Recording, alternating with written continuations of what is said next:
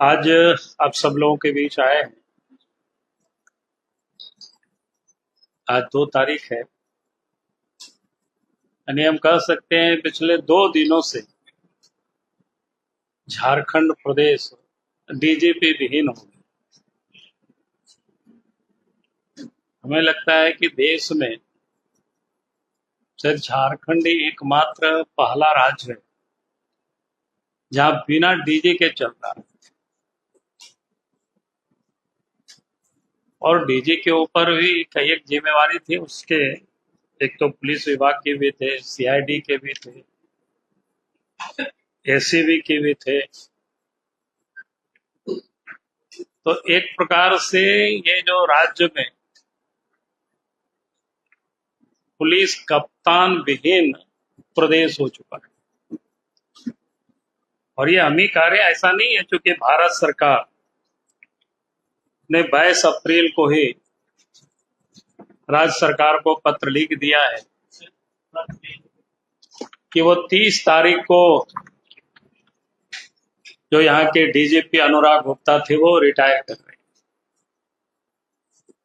और 30 के बाद एक हो गया, आज 2 भी हो गया, लेकिन कोई नई डीजीपी यहाँ नियुक्त नहीं हुआ। यानी डीजीपी विहीन आज जिला है। और इसलिए हमने कहा कि भाई देश में शायद एक पहला राज्य होगा इस प्रकार की, जहां राज्य में कोई डीजी नहीं, क्योंकि जिनको जिस प्रकार से उन्होंने बना करके रखा हुआ है, तो आज जो भी वो डीजी निर्णय लेंगे डीजी के रूप में, तो बिल्कुल वो विधि सम्मत नहीं होगी, कानून का वो बिल्कुल विपरीत होगा।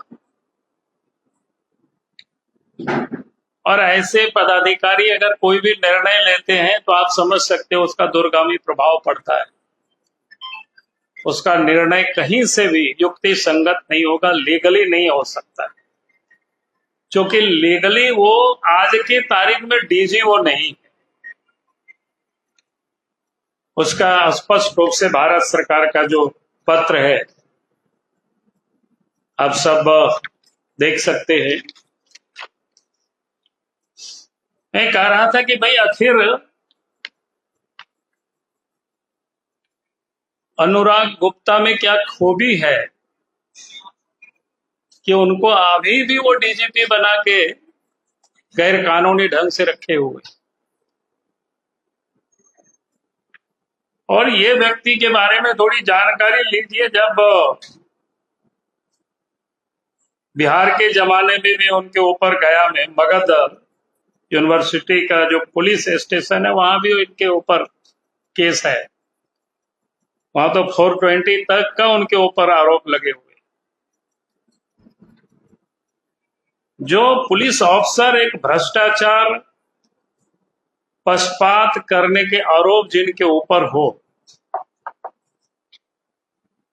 गड़बड़ करने का भी आरोप हो, और हेमंत सोरेन ने खुद जब पहली बार मुख्यमंत्री बने तो 24 फरवरी 2020 से लेकर के 9 मई 2022 तक, अर्थात 26 महीना तक इसको निलंबित रखा था।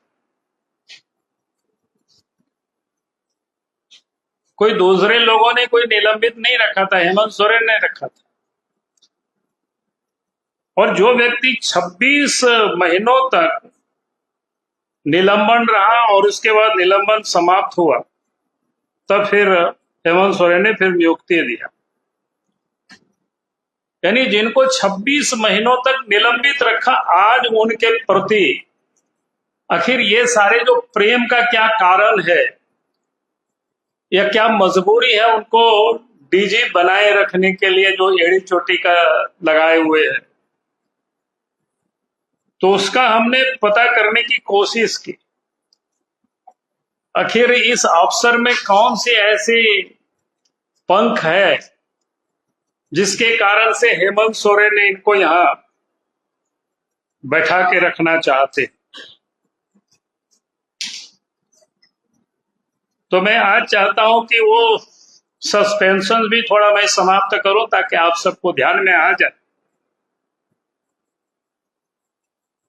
आप सबको पता है कि झारखंड में ईडी की जांच चल रही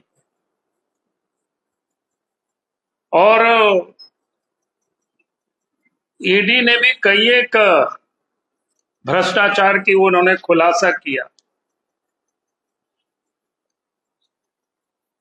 और उस भ्रष्टाचार में जो भी लोग शामिल है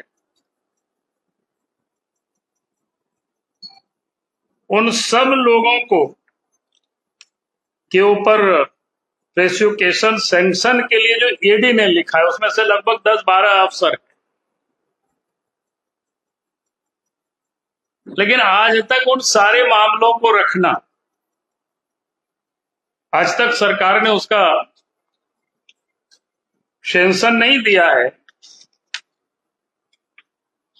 बल्कि जो ईडी के द्वारा जो गवाहें थी उन्होंने कई एक गवाहों को के ऊपर दबाव डालना, कई एक के ऊपर तो केस करके जेल में भी डाल दिया ताकि ये जो प्रेडिकेट ऑफेंस होते हैं कि उसको समाप्त करना, यानी जो उनके हिसाब से जो बयान नहीं देंगे फिर उनके ऊपर केस करना। पूर्व में भी आप सबको जानकारी है कि ईडी को डेमोरलाइज करने के लिए उन्होंने क्या क्या किया था कि ST/SC एक्ट के तहत यहां मुकदमा भी दर्ज किया गया। वो आप सबके संज्ञान में सिर्फ मैं लाना चाहता हूं। तो अब समझ में आता है कि इनके साथ जो अंडर हैंड जो डीलिंग है हेमंत सोरेन और अनुराग गुप्ता के बीच, कि आप करप्शन से हमें बचाओ, और जो भी लोग करप्शन के विरोध में या करप्शन के लिए लड़ते हुए ईडी को साथ दे रहे ऐसे अफसर, ऐसे लोगों को जेल में डाल देना, उनके ऊपर जो केस मुकदमा है उसको समाप्त करने के लिए दबाव डालना, तो ये आम बात है। जो कि जिस प्रकार से इनको डीजी नियुक्त किया है और जिसका उन्होंने जो आधार दिया है, कोई एक भी उनका आधार पूरा नहीं होता है, क्योंकि इनको चुनाव के पहले इनको एक प्रभारी डीजी बनाया था, आप सब लोगों के जानकारी के लिए। लेकिन इनके ऊपर जो इतने सारे जो फ्रॉड हो, गड़बड़ करने वाला व्यक्ति हो, तो इलेक्शन कमीशन ने इनको हटाया, और हटाने के बाद भी आपके संज्ञान में मैं लाना चाहता हूं, जो इससे पूर्व के जो डीजी थे उनको भी प्रभारी बनाया था, लेकिन इलेक्शन कमीशन ने उसको नहीं माना और उसको फिर अस्थायी डीजी बनाया गया, पूर्व के जो डीजी थे। और फिर चुनाव जैसे समाप्त होता है, और चुनाव समाप्त होने के बाद हेमंत सोरेन की सरकार, हेमंत सोरेन के नेतृत्व में जैसे ही सरकार बनती है, 28 नवंबर 2024 को फिर से इनको प्रभारी डीजी बनाया जाता है, और 2 फरवरी 2025 को इनको रेगुलर डीजी बनाने की घोषणा की जाती है। मैं ये बात इसलिए कह रहा हूं क्योंकि ये 6 महीना का भी वो कोई समय नहीं होता है, और इसलिए जो भारत सरकार का मंत्रालय है उन्होंने साफ तौर पर सारे विषय को उन्होंने लिखा है, जितनी भी प्रकार के वो परीक्षण हो सकता है कि वो डीजी रह ही नहीं सकते। और अखिल भारतीय जो सेवा नियमावली है 1958, नियम 16(1) के तहत आईपीएस अधिकारी की सेवानिवृत्ति की आयु वो 60 साल निर्धारित है और उसके हिसाब से 30/4/2025 को सेवानिवृत्त होने वाले हैं। तो भारत सरकार ने इनका सेवा विस्तार यानी आगे नहीं दिया, यानी समाप्त कर दिया और इसके बाद भी इनको बनाए रखे हुए। तो आप सबके संज्ञान में ये सारे विषय लाना था।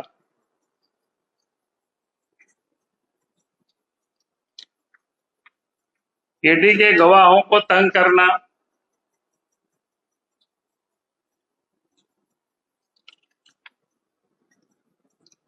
और आप सबके जानकारी के लिए कि इस प्रदेश के अंदर में जब से अनुराग गुप्ता डीजीपी बने हैं तब से कोयला की चोरी में बेहताशा बढ़ोतरी हुई। जहां कहीं भी जाते हैं तो अलग अलग जगह के लोग बोलते हैं कि भाई यहां तो 500 ट्रक निकल रहा है, यहां तो 600 हाईवा निकल रहा है। तो जब दूसरे जगह जाते हैं बोलता है कि सर आपको तो ये पता ही नहीं है, यहां से तो इतना हाईवा निकलता है। और उसके लिए भी कई एक दलालों को लगा रखे हैं जो सार्वजनिक रूप से लोग बताते हैं। हमने ट्वीट वगैरह में नाम वाम भी डाला है, पता नहीं वो लोग कौन कौन लोग हैं, गाड़ियों से घूम करके वसूली करते हैं बड़ा प्रेम से। तो वसूली का भी वो सारे पैसा हेमंत सोरेन के जेब में भी जाता है।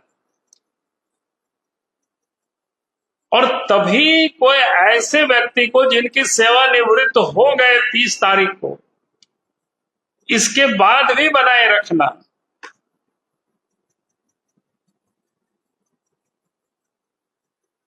तो ये आप समझ सकते हो कि आज झारखंड बिना डीजी के चल रहा है, तो इस राज्य का क्या होगा स्थिति। इसलिए मैं हेमंत सोरेन जी से कहूंगा कि भाई आप बिना विलंब किए आप यहां राज्य में नए डीजी को आप नियुक्त करिए, क्योंकि जब तक कोई डीजी नहीं है तो उनके निर्णय को कैसे माना जाएगा कानूनी या लीगल है। सीआईडी के डीजी नहीं है, एसीबी के डीजी नहीं है, पुलिस के डीजी नहीं है, ये कैसे चलेगा। और हमने तो तहकीकात भी किया कि भाई देश में भी कहीं कोई ऐसी घटना है कि आज तक कोई भी इतिहास में नहीं मिला कि इस प्रकार की कहीं कोई घटना हो, जो व्यक्ति रिटायर कर गए और फिर उसको बैठाए हुए काम पर। तो आज लगा कि मैं आप सबके समक्ष ये सारे बिंदु को रखा हूं। बाकी मैं डिटेल इनसे कहूंगा कि ये पूरा पत्रक ही, जो कि मैंने खाली आपको बीच बीच का कंटेंट बोल दिया, आपको लिखने में कोई दिक्कत नहीं हो, तो इनको मैंने कहा कि वो पूरा पीडीएफ फाइल ही सबको आप दे दीजिएगा बना करके, तो आराम से लोग सब लोग लिख सके, ताकि झारखंड की जनता भी और देश की जनता भी जान सके कि झारखंड कैसा चल रहा है। झारखंड विधि सम्मत चल रहा है, लीगल चल रहा है, कहीं इलीगल चल रहा है।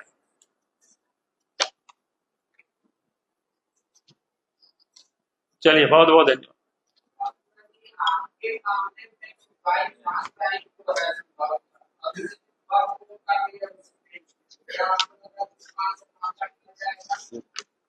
इससे कोई रिलेशन नहीं है ना। अब तो भारत सरकार ने उनकी सेवा समाप्ति का पत्र डाल दिया,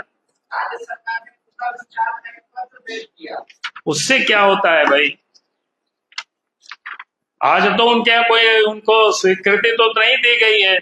22 तारीख को ही पत्र सरकार ने लिख दिया है राज्य सरकार को, चीफ सेक्रेटरी को। आप चीफ सेक्रेटरी को जाके पूछिए, जब 22 तारीख को ही आपको पत्र आ गया, उसके बाद ये कैसे काम कर रहा है, कैसे किस हैसियत से डीजीपी यहां काम कर रहा है। कोई भारत सरकार ने कोई स्टे ऑर्डर नहीं दिया है, इसलिए कोई विषय ही नहीं है बात करने की। केंद्र सरकार से आप क्या मांगते हैं? नहीं, केंद्र सरकार नहीं, कानूनन तो कह बता दिया है कि भाई, हाँ,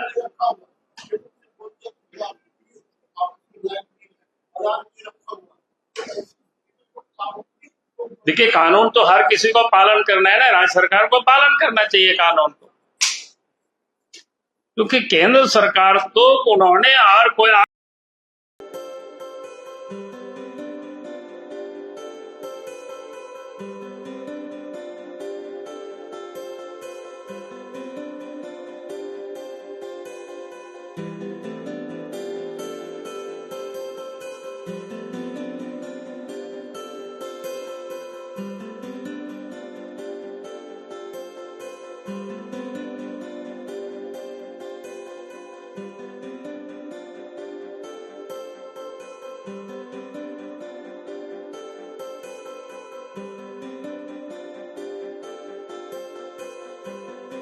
you